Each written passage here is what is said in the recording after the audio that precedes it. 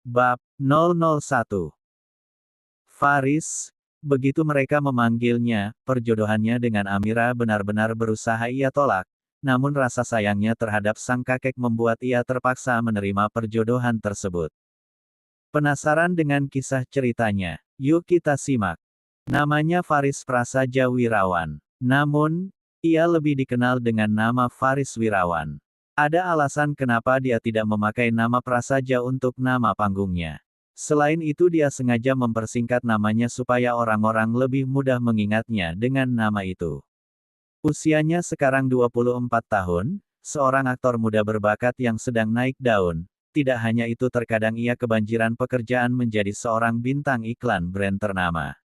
Semua itu tak luput dari wajahnya yang ganteng, tubuh indahnya yang tinggi dan memiliki bakat akting yang patut diacungi jempol. Tentunya hal tersebut menjadi daya tarik tersendiri.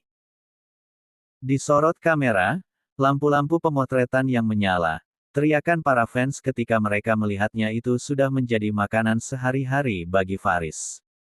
Bahkan namanya selalu menghiasi timelin seluruh media sosial yang ada, berita tentang Faris tersebar di mana-mana dan selalu menjadi trending topik yang hangat. Ketika kalian melakukan pencarian dengan mengetikkan kata kunci Faris Prasaja di media sosial, kalian akan menemukan banyak nama Faris Prasaja di sana, akan tetapi hanya satu akun Reynat Prasaja yang diakui, yakni akun dengan centang biru. Faris lebih memilih tinggal bersama kakeknya sejak kecil. Ia merupakan anak tunggal. Kedua orang tuanya telah bercerai ketika ia baru berusia 8 tahun, ibunya memilih untuk menikah lagi dengan laki-laki kaya dan tinggal di luar negeri sedangkan ayahnya memilih untuk membuka bisnisnya di Singapura. Kakeknya berniat menjodohkan dirinya dengan seorang cucu teman lamanya. Tentu saja Faris berusaha menolak, apalagi dia tidak tahu gadis seperti apa yang akan dijodohkan dengannya itu. Ia merasa belum siap menikah, apalagi dengan orang yang sama sekali tidak ia kenal. Namun sang kakek tetap bersikeras untuk menjodohkannya, dengan berbagai cara. Alifa Amira Putri, seorang gadis remaja yang kini tengah duduk di bangku sekolah menengah atas dan sekarang ia memasuki kelas 3 SMA. Ia adalah seorang gadis polos yang sangat mengerti apa yang harus ia lakukan saat ini, yaitu belajar untuk meraih universitas impiannya. Usianya sekarang ini 18 tahun, beberapa temannya biasa memanggil namanya dengan sebutan Mira. Amira tinggal bersama ibu dan adik yang sangat dicintainya saat ini. Ia merupakan anak sulung dari 2 bersaudara. Tentu saja statusnya yang merupakan anak sulung membuat ia menjadi anak yang mandiri, terlebih lagi saat ia kehilangan sang ayah yang dicintainya untuk selama-lamanya di mana kala itu ia masih berusia 10 tahun. Ibunya merupakan sosok wanita karir yang sangat pekerja keras, sehingga ia dan adiknya bisa bersekolah di tempat yang bagus sampai sekarang. Suatu hari ia dikenalkan oleh sang ibu dengan seorang pria yang katanya akan menjadi calon suaminya. Mendengar dirinya kan dijodohkan tentu saja membuat Amira menolak. Ia beralasan kepada ibunya bahwa ia belum ingin menikah lantaran masih sekolah dan ingin melanjutkan kuliah. Sang ibu tetap memaksa dengan alasan bahwa Amira pasti akan bahagia. Air matanya tak terbendung, ia tidak bisa menolak permintaan sang ibu yang sangat dicintainya itu. Merasa sang ibu telah berkorban banyak terhadap ia dan sang adik selama ini, Amira merasa ia pun harus membalas budi dan mungkin dengan cara ini. Menikah dengan seseorang yang sama sekali tidak ia cintai. Pagi itu di rumah keluarga besar Suseno Prasaja, rumah mewah klasik bergaya Eropa. Tampak kesibukan di rumah yang dimiliki oleh seorang pengusaha kaya tersebut. Rumah itu terlihat begitu luas, besar dan megah. Tampak beberapa asisten rumah tangga yang tengah sibuk dengan tugasnya masing-masing. Suseno, kala itu ia sedang duduk sendirian di ruang makan rumahnya. Terlihat 2 orang asisten tengah melayaninya menuangkan air dan menyendokkan makanan. Tak berapa lama terdengar suara derap sepatu mendekat ke arahnya. Suseno menoleh ke arah suara tersebut. Cucunya sudah datang. Faris menghampiri sang kakek dan memeluknya. "Kek, lama sekali kamu datang." Melepaskan pelukannya kemudian duduk kembali. "Maaf kek, soalnya tadi aku agak sibuk." Duduk berhadapan dengan sang kakek. Kemudian ikut makan bersama. Hari ini kamu harus ikut kakek buat melamar. Berujar di sela-sela kegiatan makan mereka. Faris menghentikan aktivitasnya, ia segera meletakkan garpunya kembali ke atas piring. Mengusap mulutnya dengan tisu dan diam sejenak berpikir. Menandakan dirinya tidak baik-baik saja mendengar ucapan kakek barusan. Kemudian terdengar helaan nafas berat dari anak muda itu. Kek, aku kan udah bilang, aku belum mau nikah. Aku ini masih muda kek, masih banyak hal harus aku lakuin daripada hanya memikirkan tentang pernikahan. Lalu suara berat kakek menimpali. Kamu enak, usia kamu masih muda. Terus bagaimana dengan kakek? Kamu tahu, kakek ini sudah tua, kakek nggak tahu sampai kapan usia kakek akan bertahan. Kamu tahu bukan, sebenarnya apa alasan kakek menjodohkan kamu dengan dia? Faris mendengus kesal. Mendengar apa sebenarnya alasan kakek untuk menjodohkannya, sebenarnya Faris merasa tidak enak untuk menolak. Namun, ia merasa tidak bisa menerima perjodohan dari ini. Faris terlihat bingung harus bagaimana lagi menjelaskannya agar sang kakek mengerti kalau dirinya benar-benar menolak dan tidak mau. Ini adalah janji kakek dengan sahabat kakek dulu. Kami ingin menikahkan anak-anak kami jika kami punya anak. Karena kami sama-sama memiliki anak perempuan, janji tersebut tidak bisa kami tepati. Sekarang apa salahnya kamu menikah dengan cucu teman kakek? Faris masih bungkam, ia mengepal kedua tangannya.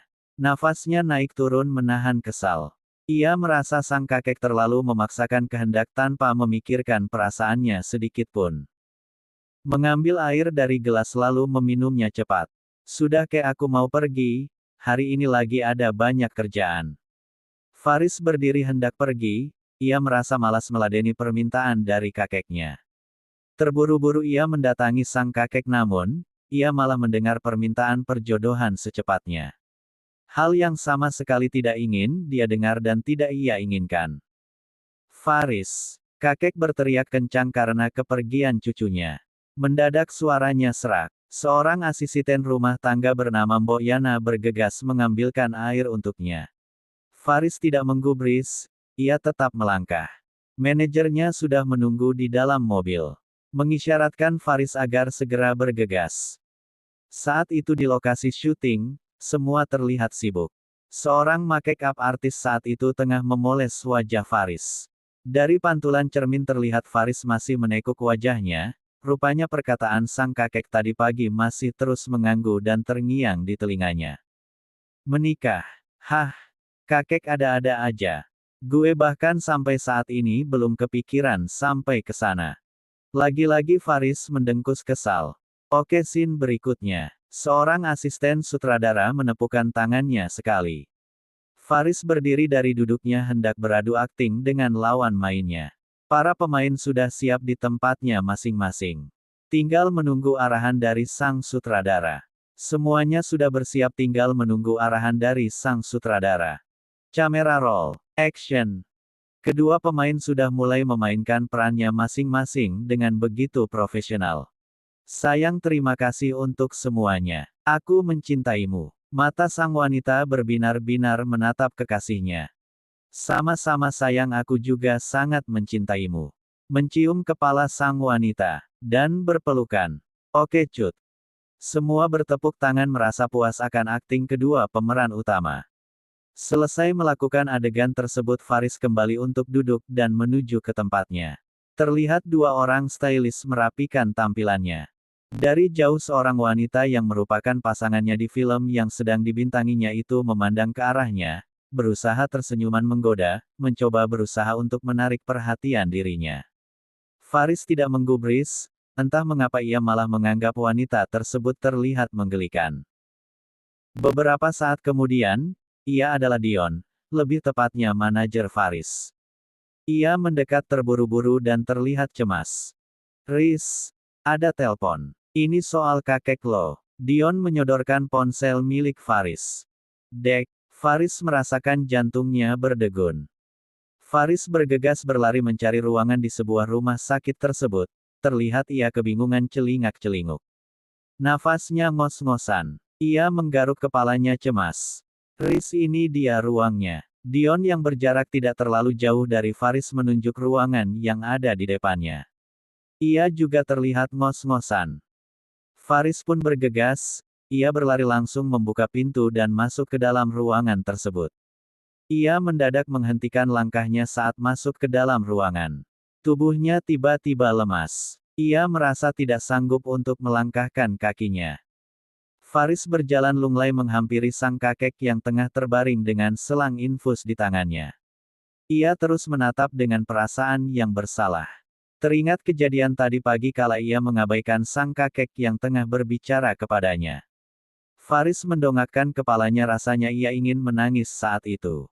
Faris, sang kakek yang sedang terbaring lemah rupanya tiba-tiba tersadar.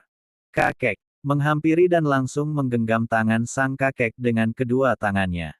Sang kakek tersenyum ke arahnya. Mukanya terlihat pucat dan matanya sayu. Faris mencium tangan kakeknya berkali-kali lega sekaligus masih terselip rasa bersalah. Faris minta maaf, tadi sudah kurang ajar sama kakek. Tiba-tiba air matanya mengalir. Gak apa-apa, kamu gak salah. Seharusnya kakek tidak memaksa kamu. Berusaha berbicara di tengah tubuhnya yang begitu lemah. Faris menundukkan kepalanya dalam, entah mengapa ia malah semakin bersalah mendengar perkataan kakeknya itu. Kakek hanya ingin kamu menikah dengan cucu dari sahabat karib kakek dahulu. Dulu kami sepakat untuk menjodohkan anak kami. Namun tidak bisa, dikarenakan yang lahir sama-sama perempuan. Kakek kembali menoleh ke arah Faris tersenyum. Dulu kami selalu bersama dalam senang maupun duka. Dia akan membantu kakek dikala susah, begitu pun sebaliknya. Hingga akhirnya kami sama-sama menjadi orang yang berhasil. Mata kakek nanar menerawang saat mengingat masa lalunya. Sejujurnya kakek masih berharap kamu akan menerima perjodohan ini. Kakek hanya ingin hubungan kakek dengan sahabat karib kakek dahulu tidak terputus. Oleh karena itulah kakek berniat menjodohkan kamu dengan cucunya. Walaupun kini sahabat kakek tersebut telah tiada. Terlihat matanya sedih mengenang sang sahabat. Faris terdiam beberapa saat, sampai akhirnya ia mendongak. Baiklah, kalau itu yang kakek mau, aku akan terima perjodohan ini. Akhirnya walaupun terpaksa, Faris menundukkan kepalanya kembali. Sekarang ia telah menyetujui perjodohan yang diminta sang kakek, walau hanya untuk menyenangkan hati kakeknya untuk saat ini. Setidaknya hal ini membuat rasa bersalahnya terhadap sang kakek sedikit menghilang. Dia akan menikah dengan orang yang sama sekali tidak ia cintai. Di sebuah sekolah favorit yang ada di kota tersebut, terlihat aktivitas sekolah telah selesai sore hari itu. Semua murid-murid satu persatu keluar dari lingkungan sekolah melewati pintu pagar. Suasana sangat ramai, berisik dan berdesakan. Beberapa kali terdengar suara deru motor dan tingkah anak-anak SMA yang saling menjahili satu sama lain. Kala itu suasana sudah sepi, semua anak hampir keseluruhan sudah meninggalkan lingkungan sekolah. Teman-teman Amira pun sudah terlebih dahulu pulang. Tinggal Amira seorang duduk sendirian di halte bus sekolah. Ia tenggelam dalam lamunan, mendekap buku pelajarannya. Perkataan ibunyanya terus terngiang-ngiang di telinga. Membuat ia merasa malas untuk kembali ke rumah. Mira, nanti malam ada yang mau datang ke rumah. Kamu siap-siap ya. Dandan yang cantik. Ingat kamu harus bersikap baik di depan tamu kita nanti. Sebelumnya Mami udah kasih tahu kan, ada yang mau melamar kamu. Mami ada-ada aja deh. Masak aku udah mau dinikahin. Mendengus dengan kesal, suasana hatinya benar-benar suram. Tak berapa lama seorang cowok ganteng yang mengendarai motor berhenti tepat di depan Amira. Cowok tersebut merupakan teman sekelas Amira. Mereka sering bersama, setiap hari ia akan mengeluarkan tumpangan untuk Amira baik saat pergi ataupun pulang sekolah. Mira. Amira mendongak, suara tersebut menghentikan lamunannya. Ia baru menyadari kalau yang berhenti di hadapannya itu adalah teman sekelasnya. Riko. Berujar malas dengan raut wajah yang masih suram. Yuk naik. Tersenyum sambil menepuk-nepuk jok motor belakang. Amira pun segera beranjak dari duduknya. Kemudian menghampiri Riko dan duduk menyamping di motor tersebut. Pegangan yang kuat nanti jatuh. Menjawab dengan malas. Tak berapa lama motor pun melaju. Hembusan angin sore terasa sangat dingin, menembus seragam tipis Amira. Kamu kenapa? Riko mencoba menunjukkan rasa perhatiannya di sela deru motor yang sedang melaju. Nggak ada apa-apa. Menjawab walaupun sebenarnya malas. Tapi kok mukanya ditekuk gitu? Pertanyaan tersebut rupanya malah membuat Amira semakin malas untuk menjawab. Ya udah kalau kamu nggak mau jawab. Riko pun mencoba untuk mengerti. Motor terus melaju, namun tidak terlalu kencang. Melintasi jalanan ramai di perkotaan. Angin kencang terus menerpa, membuat rambut panjang Amira yang terurai melayang-layang di udara. Tidak berapa lama akhirnya mereka pun sampai. Motor berhenti tepat di depan rumah Amira. Amira pun segera turun dari motor. Kemudian hendak berlalu masuk ke dalam rumah. Mengabaikan Riko yang menatap penuh harap pada dirinya. Mira. Amira menoleh. Besok gue jemput. Tersenyum menatap dalam. Amira hanya menjawab dengan anggukan. Kemudian segera berlalu meninggalkan Riko. Riko memandangi Amira, ia merasa ada sesuatu dengan gadis pujaannya itu. Tidak biasanya ia melihat Amira dengan wajah begitu murung. Biasanya Amira sangat ceria jika sedang bersamanya. Amira masuk ke dalam rumahnya, tanpa salam. Tidak seperti biasanya, ia akan bersemangat jika baru sampai rumah, mencari ibunya di dapur dan menghambur memeluk. Bahkan Romeo, adik laki-lakinya yang baru menginjak kelas 2 SMP yang sedang duduk di sofa sambil menonton serial kartun kesukaannya itu pun diabaikan. Setidaknya Amira akan sedikit menjahili sang adik saat baru pertama bertemu setelah seharian di sekolah. Kak, Romeo memanggil sang kakak yang terlihat begitu muram dan kusam. Amira tidak menggubris, ia melewati Romeo dan bergegas masuk ke dalam kamarnya. Ia menaruh sembarang tas sekolahnya. Membaringkan tubuhnya di atas kasur. Lelah, itulah yang dirasakannya saat ini. Sejenak ia berpikir tentang perjodohan yang diminta maminya. Memang si maminya tidak memaksa dengan kekerasan, tetapi Amira masih tidak bisa menerima ini semua. Menikah di usia 18 tahun saat dirinya masih kelas 3 SMA. Punya pacar saja tidak pernah, ini malah disuruh menikah muda. Amira gusar, ia menghentak-hentakkan tangan dan kakinya di kasur. Ceklek. Mira, mami tiba-tiba membuka pintu dan masuk ke dalam kamar. Mendengar suara sang mami, Amira bergegas duduk. Ia menundukkan cemberut wajahnya enggan menatap mami. Baru sampai ya, mendekat dan duduk mendekati Amira. Mami membelai kepala Amira, ia tahu jika putrinya itu sedang marah padanya. Mami menarik nafas pelan. Amira, maafin Mami ya. Mami nggak bisa nolak permintaan kakek Eno. Masih membelai rambut Amira. Ya tapi kan bisa nunggu Amira tamat SMA kan Mi. Amira menyeka air matanya yang mulai mengalir tak terbendung lagi. Amira masih mau kuliah Mi, masih berusaha berucap. Air mata Amira mengalir semakin deras.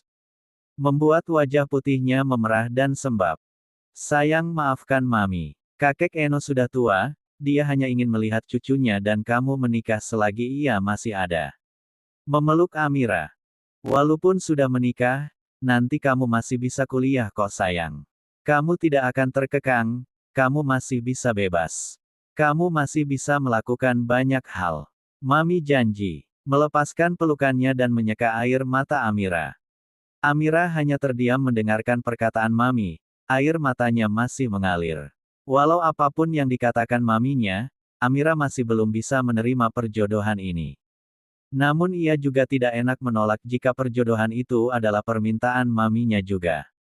Bagaimanapun Mami adalah pahlawan bagi ia dan adiknya. Sedari kecil Mami mengurus serta membesarkan Amira dan Romeo seorang diri. Amira tidak ingin membuat maminya kepikiran, Amira tidak ingin membuat maminya bersedih. Ya sudah mandi dulu Gi. Usap air matanya, nanti jadi nggak cantik lagi kalau nangis terus. Amira menyeka air matanya dengan kedua tangannya. Setelah itu ia bergegas mengambil handuk dan segera pergi ke kamar mandi. Maafkan Mami Mira, Mami nggak punya pilihan. Kakek Eno sudah banyak membantu kakek kamu dulu. Memandang nanar. Saat itu pukul 7 malam. Amira telah selesai mandi, ia pun juga sudah berganti pakaian dengan baju tidur. Matanya masih merah dan sembab. Dapat terlihat jelas jika ia habis menangis. Amira tidak terlalu memikirkan hal tersebut, ia segera mengambil buku pelajarannya hendak membuat tugas sekolah. Namun entah kenapa rupanya ia tidak bisa fokus. Ia masih memikirkan kalau ia akan segera menikah. Air matanya sudah ingin mengalir kembali, namun Amira mencoba menahannya. Nggak bisa fokus belajar padahal sebentar lagi ujian nasional. Fokus Mira, fokus. Nggak usah dipikirin Mira. Amira terus menyemangati dirinya. Amira pun berniat keluar kamar, sepertinya ia butuh air minum. Setelah menangis tadi ternyata membuat ia lelah, kepalanya juga terasa pusing. Saat membuka pintu Amira dikejutkan dengan sang mami yang tiba-tiba berada tepat di hadapannya.